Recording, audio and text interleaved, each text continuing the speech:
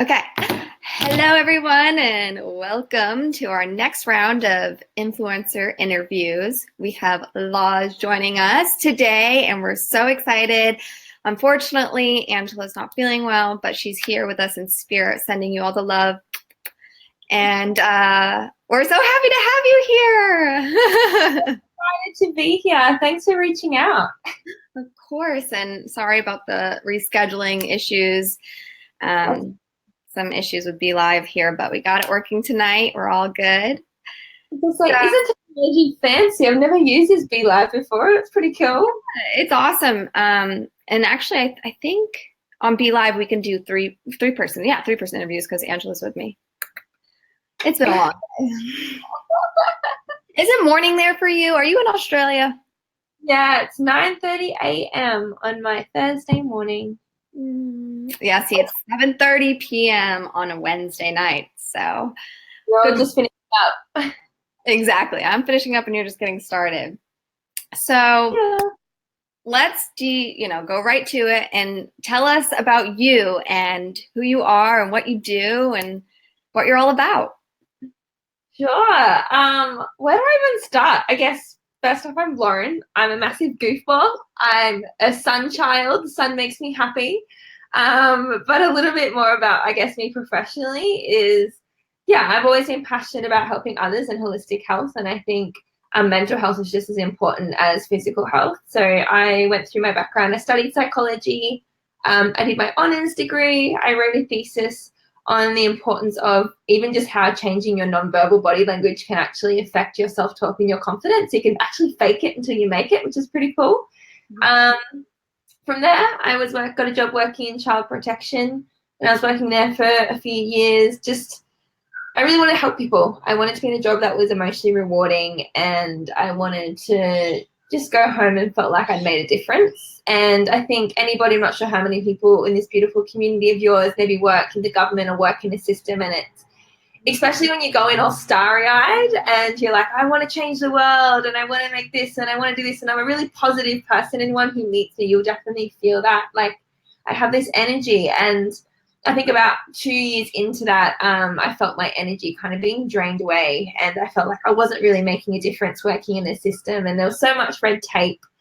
I kind of lost my faith in humanity and in myself, and I wasn't probably walking my talk. I'm a big person who sits there and says, like, fill up your cup and do things that light you up, and I don't know, like go for a walk in the morning and make time for your girlfriends, and don't feel guilty when you want to come home and have a cup of tea or a piece of cake, like everything in moderation. And I just felt I was being a fraud. I think 2 years in working this corporate job, and I was 40, 50-hour weeks, 2-3 hours a day commuting. I was emotionally drained. I'd come home and I would just grab whatever was in the fridge and I would just eat it. I wouldn't put any love into my food. I didn't have the capacity to be a good friend or a good partner because I just had no energy left when I got home. And on the weekends, I felt like I was just putting my head above water. I was getting the house clean and doing the groceries and just doing things that I kind of fell behind during the week. And I never felt like I was getting ahead. I honestly felt like I was just like, oh my God. And I haven't even got kids yet. So throw kids in that equation, I'm like, how is my life going to look like for the next 40 or 50 years? So kind of lost me, I think. And I'm a big preacher of obviously self-care, and I just definitely think I wasn't doing that. So it took me to hit rock bottom. I had like pretty much a breakdown at the age of 24.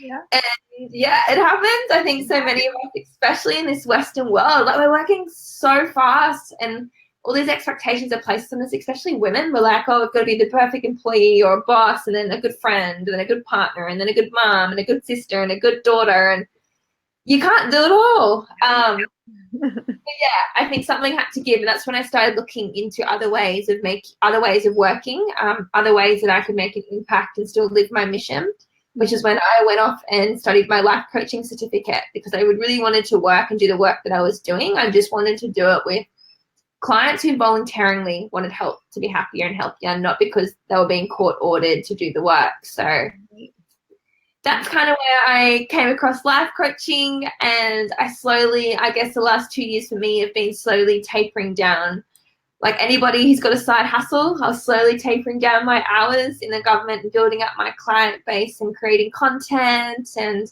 talking and doing blogs and coaching. And then, yeah, I ended up quitting child protection over a year ago now.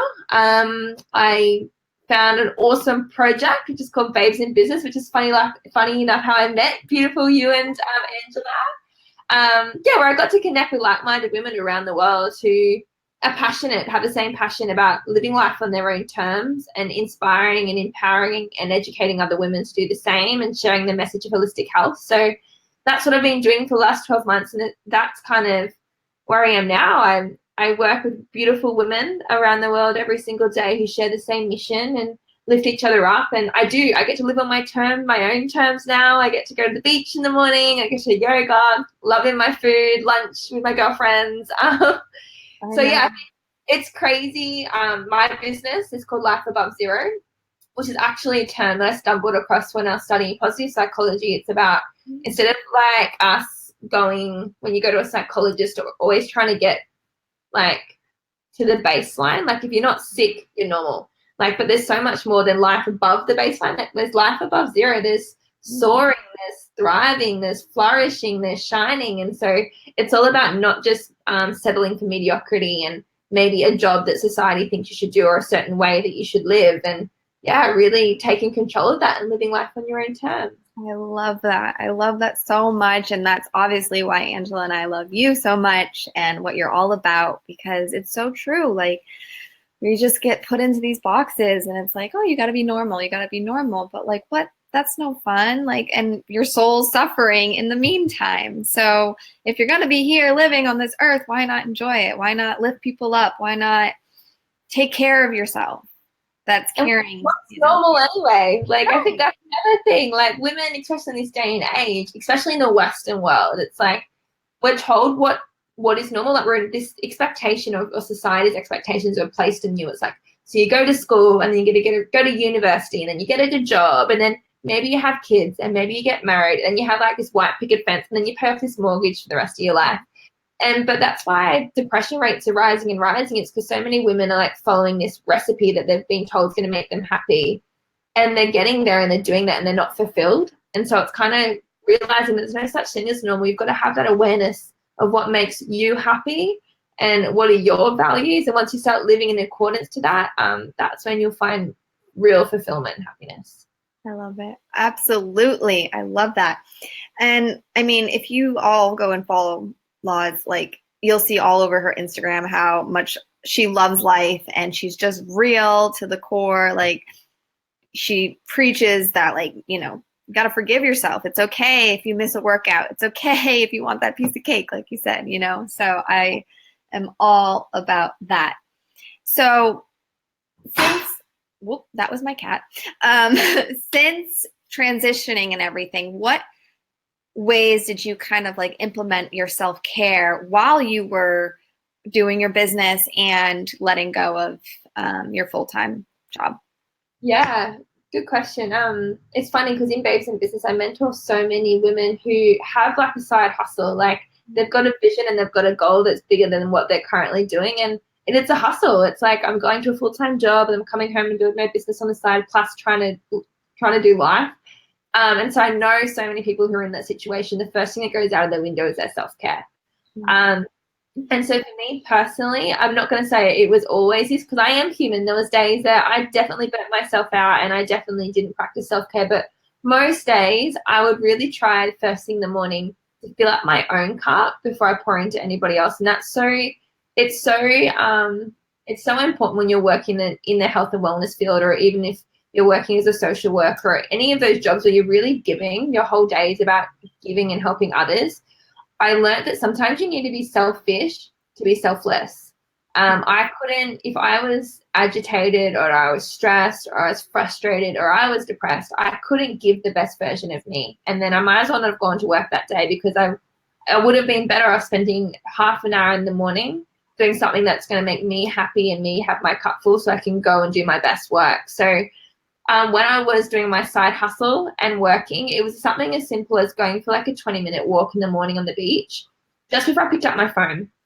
so many people, the first thing we do is we pick up our phone, and then instead of thinking about what you want and what you love and what your mission is, you're instantly bombarded about what everybody else needs from you and what society thinks you should be doing. So just like really disconnecting and yeah, getting outside. For me, the sun and the beach is like my happy place. So just getting there every morning and that was what my self-care was at the start. And then I would listen to a podcast or music or just something on my drive to work, or something as simple as that just put me in a really good space. Now that I'm no longer having to do a side hustle and have a little bit more freedom, I literally, like, every single morning I go to a yoga class, or I go for a run, or I go for a swim, and I do a meditation, and like I read my mission statement. It's like what I align, like what just reminding me what I'm here for. Before everyone else places their expectations on me. So I sit down at my computer at 9 a.m. and I'm fulfilled and I'm content, so then I can pour into others. Yes, that's beautiful. I mean, that's what we preach here in Bliss and Balance, and we really just go back to the pressure that we all have, and we can easily get consumed by that and take that role on and completely forget who we really are and what we truly desire. So just doing those little tweaks every day. I mean, you don't have to do all of them, but just, a podcast on your ride home or whatever. At least that's what worked for me and Angela. And hello. He wants to say hi. He's being a little brat. I swear every time I get on an interview or a call, he needs my attention, but that's all good. So before joining forces with Chani, right? She's awesome too.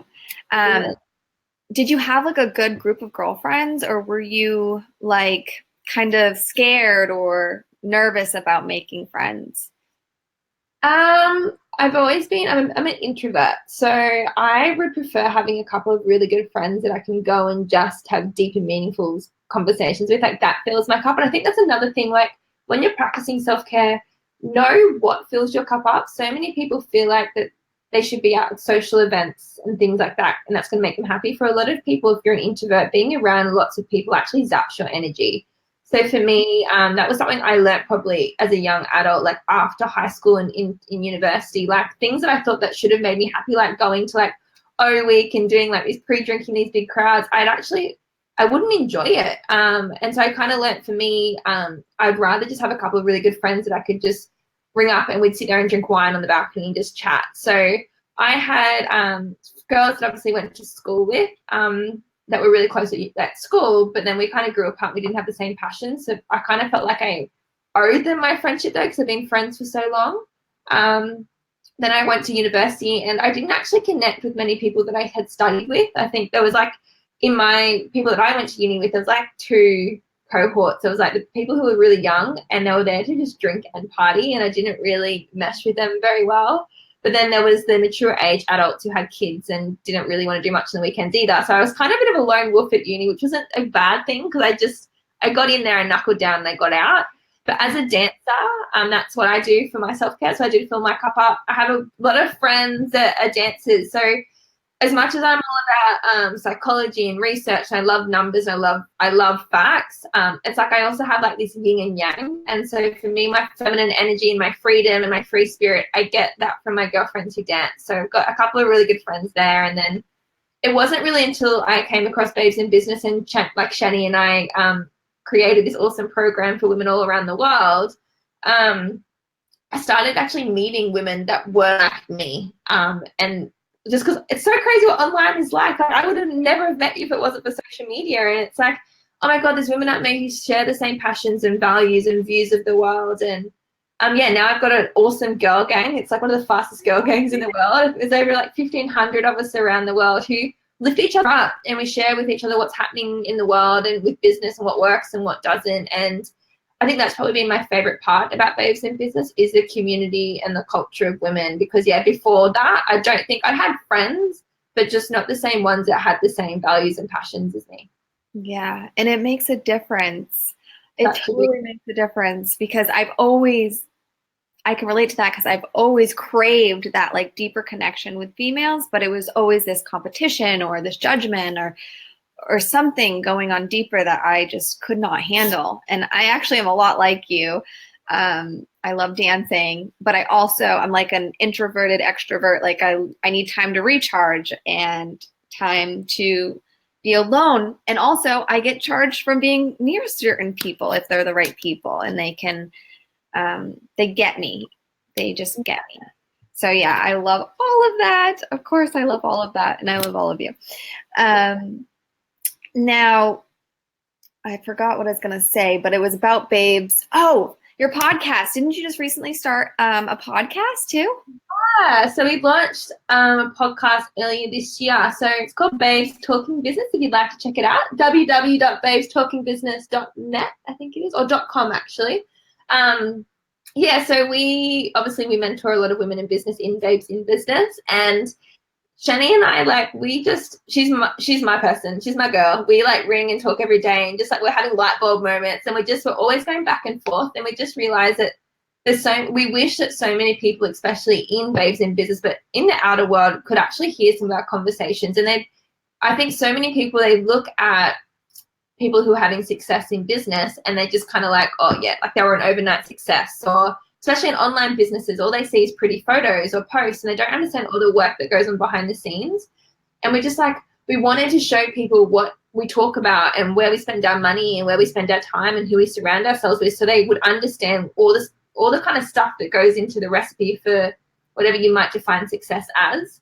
And so we're like, why don't we do a podcast? Like, let people hear what we're talking about, and like maybe what conferences we're going to, or what books we're reading, or even because obviously we work in an untraditional business structure. Most people don't really understand how our business structure works. So drawing the parallels with traditional business and having people who are killing it other businesses, just so they can see that at the end of the day, business is business, and showing them what smart business is and some of the pros, some of the cons, like some of the biggest lessons, just so we can help maybe other entrepreneurs out there who are on their own journey, who kind of feel like they're not getting ahead or they're in it alone. Yeah, so it's been so much fun. I've loved connecting with other business people in the world and hearing their journey and soaking up their wisdom. You definitely don't want to ever be the smartest person in the room. So loving just being like, oh my God, what can I learn from you? And oh my God, that probably saved me so much time and money. And so yeah, I've had lots of fun. Yes. Oh my gosh, I love that. And Angela started her own podcast as well. Go check it out, everybody. Dope Soul, if you haven't already.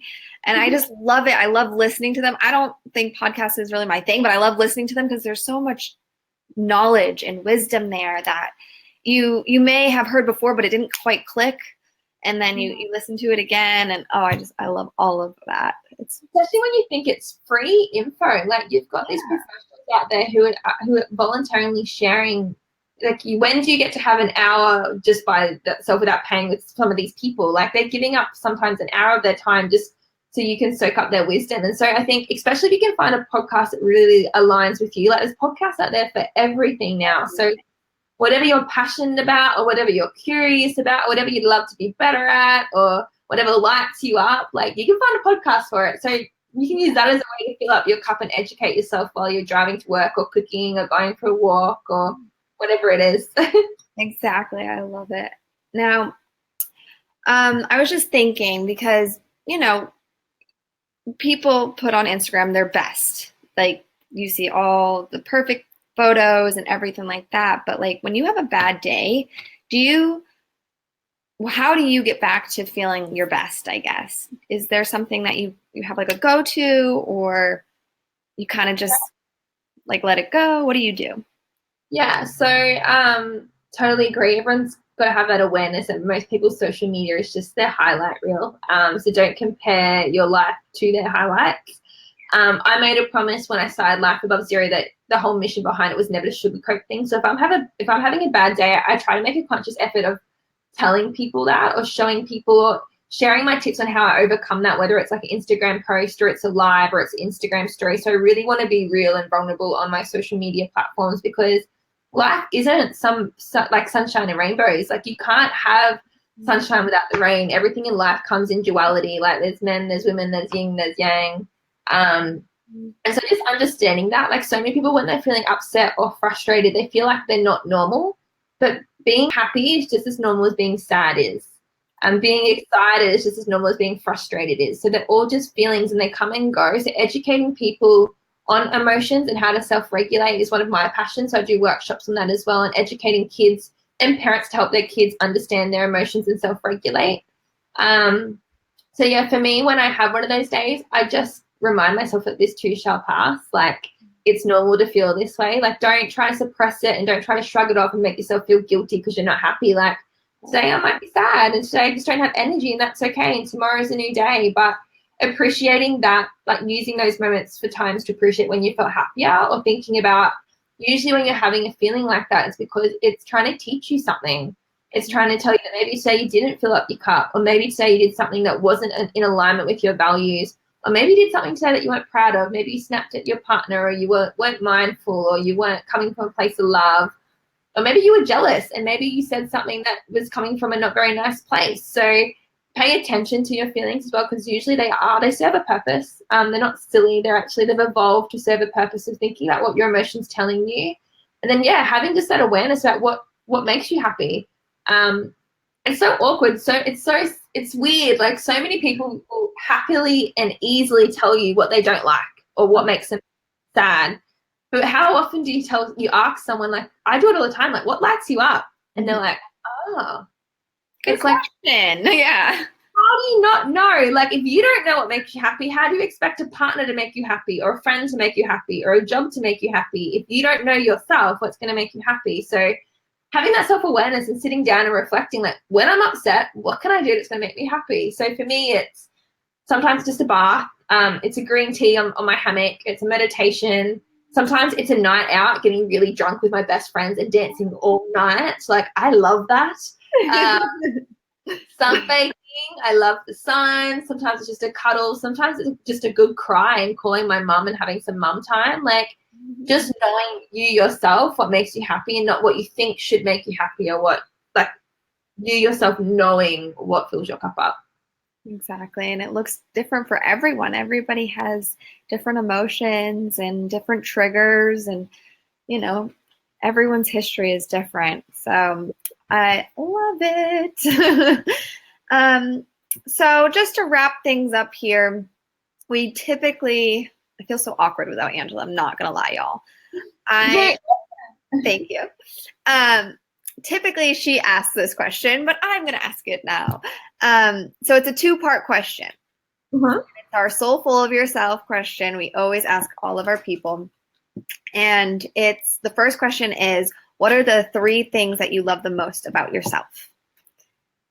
Okay. I've actually got them written on my board. My vision board. I got taught a really cool thing by one of my business mentors, is sometimes you just got to ask yourself better questions. So everyone's given with gifts, and so I use my gifts to ask myself better questions. So my first thing is faith. I love my faith.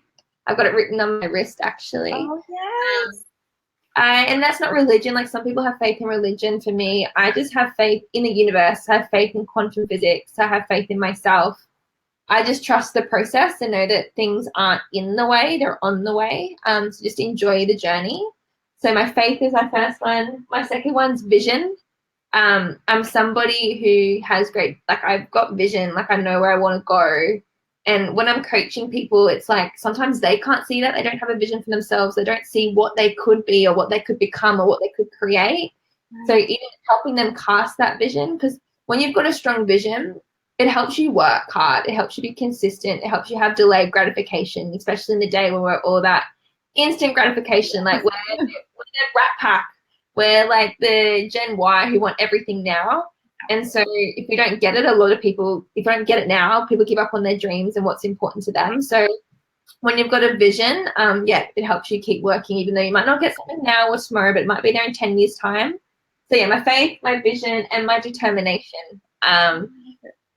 I know if I'm saying I'm going to do something, I'm going to do it. Doesn't matter how long it will take me. Like, I've just got grit. Like, if there's nothing that will get in my way, anything that gets my way, I just see it as an opportunity to learn or grow or go inside.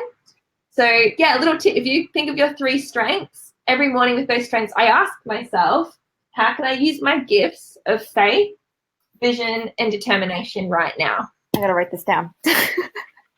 How can I use my gifts, and whatever your 3 gifts are, like what are your 3 things that you love about yourself?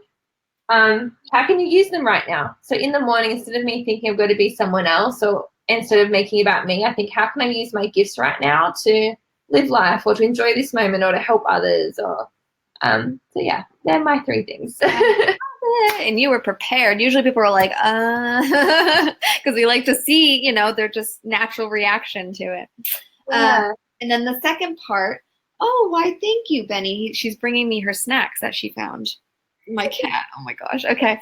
The second part is, what was the hardest out of those 3 to not overcome, but like to love, like to get to that point?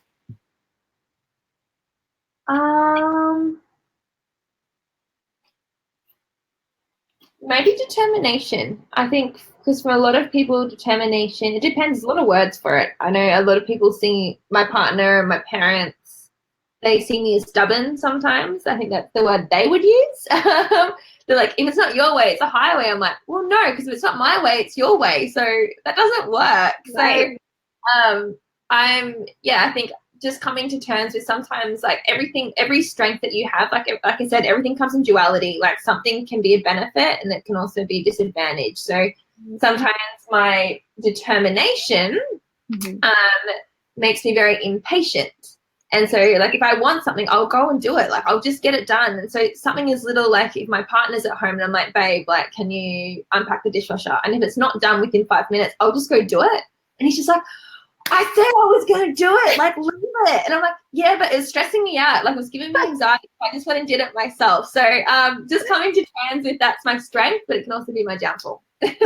Hilarious, because I am the same exact way. And I'm constantly having arguments with my man about the dishes. And he's like, I'm going to do it. But like, it can't be when you want it done. Like, I'll do it when you're like asleep. And I'm like, but it's there and it's causing me anxiety.